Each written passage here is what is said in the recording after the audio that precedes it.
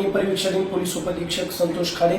आज माननीय पोलीस अधीक्षक सर यांनी नेमलेल्या आमच्या विशेष पोलीस पथकानं काल मध्यरात्री 2 ते 3 च्या सुमारास आणि पहाटे कोपरगाव तालुका पोलीस स्टेशन हद्दी अंतर्गत आणि नेवासा पोलीस स्टेशन हद्दी अंतर्गत काही अवैधरित्या वाळू वाहतूक करणाऱ्या व उपसा करणाऱ्या डंपर आणि ट्रॅक्टरवरती छापा टाकला असता आम्हाला एकूण कोपरगाव तालुका पोलीस स्टेशन हद्दी अंतर्गत गोदावरी नदी पात्रातून वाळूचा अवैधरित्या उपसा करणारे 4 डंपर आणि 1 ट्रॅक्टर मिळून आला। तर आम्ही त्या ठिकाणी 7 आरोपी विरुद्ध गुन्हा दाखल केलेला आहे।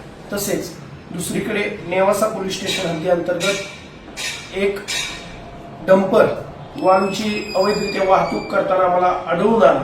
अशी एकूण आमच्या विशेष पथकाने या अवैधरित्या वाळूची उपसा करणाऱ्या व वाहतूक करणाऱ्या एकूण 6 वाहनांविरुद्ध कारवाई करून 7 आरोपी विरुद्ध गुन्हा दाखल केलेला आहे आणि एकूण 61,58,000चा मुद्देमाल जप्त केलेला आहे।